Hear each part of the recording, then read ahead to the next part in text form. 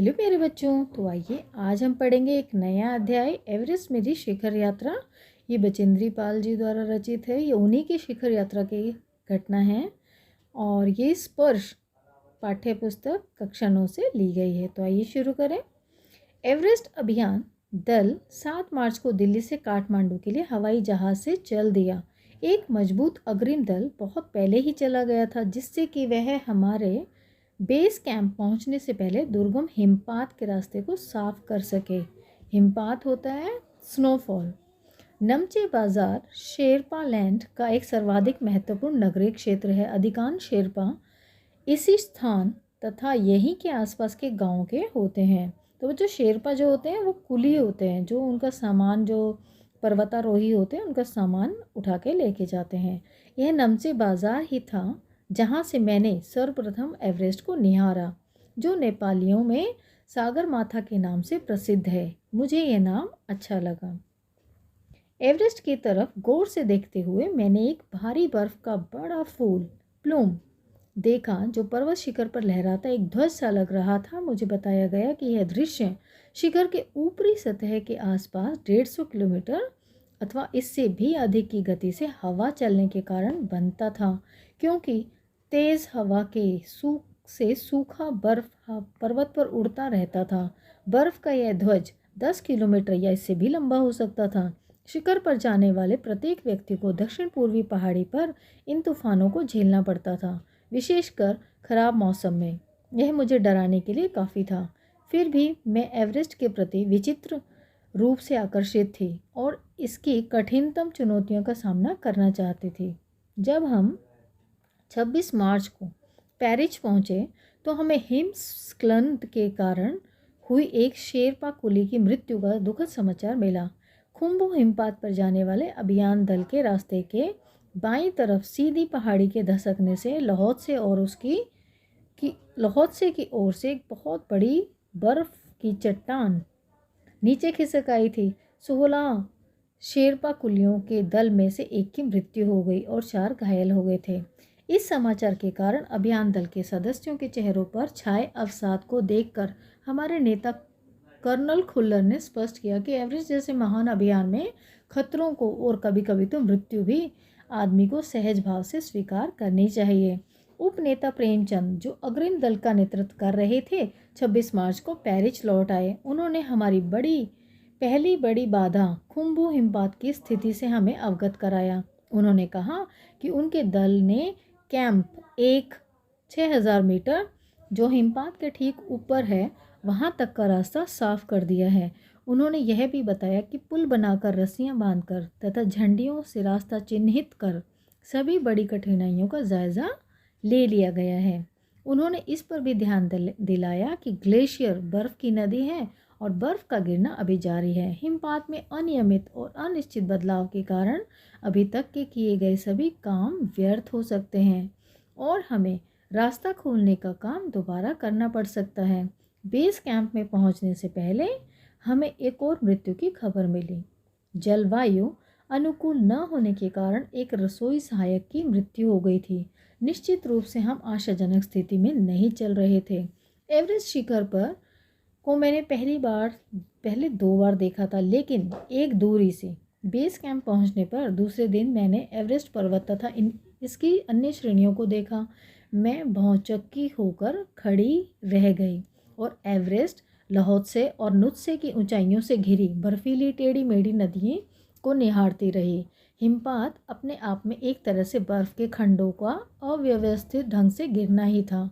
हमें बताया गया कि ग्लेशियर के बहने से अक्सर बर्फ में हलचल हो जाती है, जिससे बड़ी बड़ी बर्फ की चट्टानें तत्काल गिर जाया करती थी और अन्य कारणों से भी अचानक प्राय खतरनाक स्थिति धारण कर लेती थी। सीधे धरातल पर दरार पड़ने का विचार और इस दरार का गहरे चौड़े हिमविदर में बदल जाने का ख्याल मात्र से ही बहुत डरावना था। इससे भी ज़्यादा भयानक इस बात की जानकारी थी कि हमारे संपूर्ण प्रवास के दौरान हिमपात लगभग 1 दर्जन आरोहियों और कुलियों को प्रतिदिन छूता रहेगा।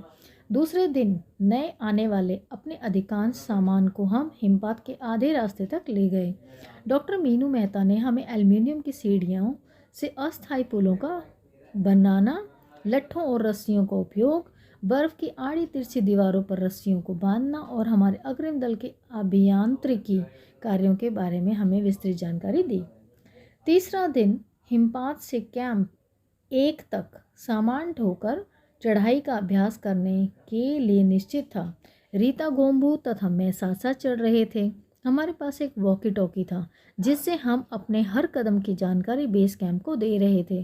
कर्नल खुल्लर उस समय खुश हुए जब हमने उन्हें अपने पहुंचने की सूचना दी, क्योंकि कैंप 1 पर पहुंचने वाली केवल हम 2 ही महिलाएं थीं। अंगदोर्जी, लॉबसांग और गगन बिस्सा अंततः साउथ कोल पहुंच गए और 29 अप्रैल को 7900 मीटर पर उन्होंने कैंप 4 लगाया। यह संतोषजनक प्रगति थी। जब अप्रैल में मैं बेस कैंप में थी, तेंजिंग अपनी सबसे छोटी सुपुत्री डेकी के साथ हमारे पास आए थे। उन्होंने इस बात पर विशेष महत्व दिया कि दल के प्रत्येक सदस्य और प्रत्येक शेरपा कुली से बातचीत की जाए। जब मेरी बारी आई, मैंने अपना परिचय यह कहकर दिया कि मैं बिल्कुल ही नौसिखिया हूँ और एवरेस्ट मेरा पहला अभियान है। तेंजिंग हंसे और मुझसे कहा कि एवरेस्ट उनके लिए भी पहला अभियान है, लेकिन यह भी स्पष्ट किया कि शिखर पर पहुंचने से पहले उन्हें 7 बार एवरेस्ट पर जाना पड़ा था। और फिर अपना हाथ मेरे कंधे पर रखते हुए उन्होंने कहा, तुम एक पक्की पर्वतीय लड़की लगती हो, तुम्हें तो शिखर पर पहले ही प्रयास में पहुंच जाना चाहिए। 15-16 मई 1984 को बुद्ध पूर्णिमा के दिन मैं लाहौत्से की बर्फीली सीधी ढलान पर लगाए गए सुंदर रंगीन नायलॉन के बने तंबू के कैंप 3 में थी। कैंप में 10 और व्यक्ति थे। लॉबसांग, तशावरिंग मेरे तंबू में थे। एनडी शेरपा तथा और 8 अन्य शरीर से मजबूत और ऊंचाइयों में रहने वाले शेरपा दूसरे तंबुओं में थे। मैं गहरी नींद में सोई हुई थी कि रात में 12:30 बजे के लगभग मेरे सिर के पिछले हिस्से में किसी एक सख्त चीज़ से टकराने से मेरी नींद अचानक खुल गई और साथ ही एक ज़ोरदार धमाका भी हुआ। तभी मुझे महसूस हुआ कि एक ठंडी बहुत भारी कोई चीज़ मेरे शरीर पर से मुझे कुचलती हुई चल रही है। मुझे सांस लेने में भी कठिनाई हो रही थी। यह क्या हो गया था? एक लंबा बर्फ का पिंड हमारे कैंप के ठीक ऊपर लाहौत्से ग्लेशियर से टूटकर नीचे आ गिरा था और उसका विशाल हिमपुंज बन गया था। हिमखंडों, बर्फ के टुकड़ों और जमी हुई बर्फ के इस विशालकाय पुंज ने एक एक्सप्रेस का रेलगाड़ी की तेज गति और भीषण गर्जना के साथ सीधी ढलान से नीचे आते हुए हमारे कैंप को तहस नहस कर दिया। वास्तव में हर व्यक्ति को चोट लगी थी। यह एक आश्चर्य था कि किसी की मृत्यु नहीं हुई थी। लॉबसांग अपने स्विस छुरी की मदद से हमारे तंबू का रास्ता साफ करने में सफल हो गए थे और तुरंत ही अत्यंत तेजी से मुझे बचाने की कोशिश में लग गए। थोड़ी सी भी देर का सीधा अर्थ था मृत्यु। बड़े बड़े हिमपिंडों को मुश्किल से हटाते हुए उन्होंने मेरे चारों तरफ की कड़े जमे बर्फ की खुदाई की और मुझे उस बर्फ की कब्र से निकाल बाहर खींच लाने में सफल हो गए। सुबह तक सारे सुरक्षा दल आ गए थे और 16 मई को प्रातः 8 बजे तक हम प्राय सभी कैंप 2 पर पहुंच गए थे। जिस शेरपा की टांग की हड्डी टूट गई थी उसे एक खुद के बनाए स्ट्रेचर पर लेटाकर नीचे लाए। हमारे नेता कर्नल खुल्लर के शब्दों में, यह इतनी ऊंचाई पर सुरक्षा कार्य का एक जबरदस्त साहसिक कार्य था। सभी 9 पुरुष सदस्यों को चोटों अथवा टूटी हड्डियों आदि के कारण बेस कैंप में भेजना पड़ा। तभी कर्नल खुल्लर मेरी तरफ मुड़कर कहने लगे, क्या तुम भयभीत थी? जी हाँ। क्या तुम वापस जाना चाहोगी? नहीं, मैंने बिना किसी हिचकिचाहट के उत्तर दिया। जैसे ही मैं साउथ कोल कैंप पहुंची, मैंने अगले दिन की अपनी महत्वपूर्ण चढ़ाई की तैयारी शुरू कर दी। मैंने खाना, कुकिंग गैस तथा कुछ ऑक्सीजन सिलेंडर इकट्ठे किए। जब दोपहर 1:30 बजे भिस्सा आया, उसने मुझे चाय के लिए पानी गर्म करते देखा कि जय और मीनू अभी बहुत पीछे थे। मैं चिंतित थी क्योंकि मुझे अगले दिन उनके साथ ही चढ़ाई करनी थी। वे धीरे धीरे आ रहे थे क्योंकि वे भारी बोझ लेकर और बिना ऑक्सीजन के चल रहे थे। दोपहर बाद मैंने अपने दल के दूसरे सदस्यों की मदद करने और अपने एक थर्मस को जूस से और दूसरे को गर्म चाय से भरने के लिए नीचे जाने का निश्चय किया। मैंने बर्फीली हवा में ही तंबू से बाहर कदम रखा। जैसे ही मैं कैंप क्षेत्र के बाहर आ रही थी, मेरी मुलाकात मीनू से हुई। की और जय अभी कुछ पीछे थे। मुझे जय जेनेवा स्पर की चोटी के ठीक नीचे मिला। उसने कृतज्ञतापूर्वक चाय वगैरह पी, लेकिन मुझे और आगे जाने से रोकने की कोशिश की। मगर मुझे की से भी मिलना था। थोड़ा और आगे नीचे उतरने पर मैंने की को देखा। वह मुझे देखकर हक्का बक्का रह गया। तुमने इतनी बड़ी जोखिम क्यों ली बचेंद्री?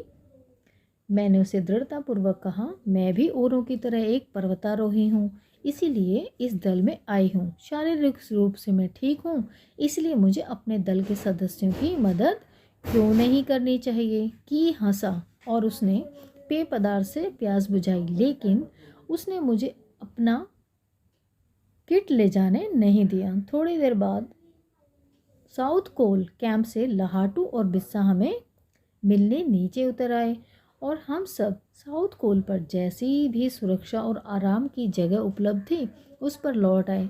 साउथ कोल पृथ्वी पर बहुत अधिक कठोर जगह के नाम से प्रसिद्ध है। अगले दिन मैं सुबह 4 बजे उठ गई, बर्फ़ पिघलाया और चाय बनाई। कुछ बिस्कुट और आधी चॉकलेट का हल्का नाश्ता करने के बाद मैं लगभग 5:30 बजे अपने तंबू से निकल पड़ी। अंगदौड़जी बाहर खड़ा था और कोई आसपास नहीं था। अंगदौड़जी बिना ऑक्सीजन के ही चढ़ाई करने वाला था, लेकिन इसके कारण उसके पैर ठंडे पड़ जाते थे। इसीलिए वह ऊंचाई पर लंबे समय तक खुले में और रात्रि में शिखर कैंप पर नहीं जाना चाहता था। इसीलिए उसे या तो उसी दिन चोटी तक चढ़कर साउथ कोल पर वापस आ जाना था अथवा अपने प्रयास को छोड़ देना था। वह तुरंत ही चढ़ाई शुरू करना चाहता था और उसने मुझसे पूछा, क्या मैं उसके साथ जाना चाहूँगी। एक ही दिन में साउथ कोल से चोटी तक जाना और वापस आना बहुत कठिन और श्रम साध्य होगा। इसके अलावा यदि अंगदौड़जी के पैर ठंडे पड़ गए तो उसके लौट कर आने का भी जोखिम था। मुझे फिर भी अंगदौड़जी पर विश्वास था और साथ में आरोहण की क्षमता और कर्मठता के बारे में भी आश्वस्त थी। अन्य कोई भी व्यक्ति इस समय साथ चलने के लिए तैयार नहीं था। सुबह 6:20 पर जब अंगदौड़जी और मैं साउथ कोल से बाहर आ निकले तो दिन ऊपर चढ़ गया था। हल्की हल्की हवा चल रही थी, लेकिन ठंड भी बहुत अधिक थी। मैं अपने आरोही उपस्कर में काफ़ी सुरक्षित और गर्म थी। हमने बगैर रस्सी के ही चढ़ाई की। अंगदौड़जी एक निश्चित गति से ऊपर चढ़ते गए और मुझे भी उनके साथ चलने में कोई कठिनाई नहीं हुई। जमे हुए बर्फ़ की सीधी व ढलाऊ चट्टानें इतनी सख्त और भुरभुरी थी मानो शीशे की चादरें बिछी हों। हमें बर्फ़ काटने के फावड़े का इस्तेमाल करना ही पड़ा और मुझे इतनी सख्ती से फावड़ा चलाना पड़ा जिससे कि उस जमे हुए बर्फ़ की धरती को फावड़े के दांत काट सकें। मैंने उस खतरनाक स्थलों पर हर कदम अच्छी तरह सोच समझ कर उठाया। 2 घंटे से कम समय में हम शिखर कैंप पर पहुंच गए। अंगदौड़जी ने पीछे मुड़कर देखा और मुझसे कहा कि क्या मैं थक गई हूँ। मैंने जवाब दिया, नहीं, जिसे सुनकर वे बहुत आश्चर्यचकित और आनंदित हुए। उन्होंने कहा कि पहले वाले दल ने शिखर कैंप पर पहुंचने में 4 घंटे लगाए थे और यदि हम इसी गति से चलते रहे तो हम शिखर पर दोपहर 1 बजे तक पहुंच जाएंगे। ये एक फ़ोटो दिया है बच्चों। लहाटू हमारे पीछे पीछे आ रहा था और जब हम दक्षिणी शिखर के नीचे आराम कर रहे थे वह हमारे पास पहुंच गया। थोड़ी थोड़ी चाय पीने के बाद हमने फिर चढ़ाई शुरू की।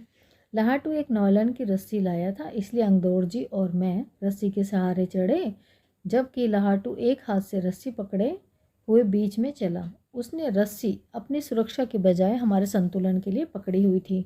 लहाटू ने ध्यान दिया कि मैं इन ऊंचाइयों के लिए सामान्यतः आवश्यक 4 लीटर ऑक्सीजन की अपेक्षा लगभग 2.5 लीटर ऑक्सीजन प्रति मिनट की दर से लेकर चढ़ रही थी। मेरे रेगुलेटर पर जैसे ही उसने ऑक्सीजन की आपूर्ति बढ़ाई, मुझे महसूस हुआ कि सपाट और कठिन चढ़ाई भी अब आसान लग रही थी। दक्षिणी शिखर के ऊपर हवा की गति बढ़ गई थी। उस ऊंचाई पर तेज हवा के झोंके भुरभुरे बर्फ के कणों के चारों तरफ उड़ रहे थे, जिससे दृश्यता शून्य तक आ गई थी, यानी कि कुछ दिखाई नहीं दे रहा था। अनेक बार देखा कि केवल थोड़ी दूर के बाद कोई ऊंची चढ़ाई नहीं है, ढलान एकदम सीधा नीचे चला गया है। मेरी सांस मानो रुक गई थी। मुझे विचार कौंधा कि सफलता बहुत नज़दीक है। 23 मई 1984 के दिन दोपहर के 1:07 पर मैं एवरेस्ट की चोटी पर खड़ी थी। एवरेस्ट की चोटी पर पहुंचने वाली मैं प्रथम भारतीय महिला थी। तो बच्चों, ये क्वेश्चन जीके का भी है। ये कौन सी भारतीय प्रथम महिला थी जिन्होंने एवरेस्ट चोटी पर सफलता प्राप्त की थी? तो आंसर है बचेंद्री पाल। आगे बढ़ते हैं। एवरेस्ट शंकु की चोटी पर इतनी जगह नहीं थी कि दो व्यक्ति साथ साथ खड़े हो सकें। चारों तरफ हजारों मीटर लंबी ढलान। सीधी ढलान को देखते हुए हमारे सामने प्रश्न सुरक्षा का था। हमने पहले बर्फ के फावड़े से बर्फ की खुदाई कर अपने आप को सुरक्षित रूप से स्थिर किया। इसके बाद मैं अपने घुटनों के बल बैठी। बर्फ पर अपने माथे को लगाकर मैंने सागर माथा के ताज का चुंबन लिया। बिना उठे ही मैंने अपने थैले से दुर्गा माँ का चित्र और हनुमान चालीसा निकाला। मैंने इनको अपने साथ लिए लाल कपड़े में लपेटा, छोटी सी पूजा अर्चना की और इनको बर्फ में दबा दिया। आनंद के क्षण में मुझे अपने माता पिता का ध्यान आया। जैसे मैं उठी, मैंने अपने हाथ जोड़े और मैं अपने रज्जू नेता अंगदौड़ जी के प्रति आदर भाव से झुकी। अंगदौड़ जी जिन्होंने मुझे प्रोत्साहित किया और मुझे लक्ष्य तक पहुंचाया, मुझे उन्हें बिना ऑक्सीजन के एवरेस्ट की दूसरी चढ़ाई का चढ़ने पर बधाई भी दी। उन्होंने मुझे गले से लगाया और मेरे कानों में फुसफुसाया, दीदी तुमने बहुत अच्छी चढ़ाई की, मैं बहुत प्रसन्न हूँ। कुछ देर बाद सोनम पुलजर पहुँचे और उन्होंने फ़ोटो लेने शुरू कर दिए। इस समय तक लाहाटू ने हमारे नेता को एवरेस्ट पर हम चारों के होने की सूचना दे दी थी। तब मेरे हाथ में वॉकी टॉकी दिया गया। कर्नल खुल्लर हमारी सफलता से बहुत प्रसन्न थे। मुझे बधाई देते हुए उन्होंने कहा, मैं तुम्हारी इस अनूठी उपलब्धि के लिए तुम्हारे माता पिता को बधाई देना चाहूँगा। वे बोले कि देश को तुम पर गर्व है और अब तुम ऐसे संसार में वापस जाओगे जो तुम्हारे अपने पीछे छोड़े हुए संसार से एकदम भिन्न होगा। तो बच्चों, ये था एवरेस्ट मेरी शिखर यात्रा पार्ट। तो मुझे उम्मीद है कि आपको ये बहुत अच्छे से समझ आया होगा। Thank you for watching.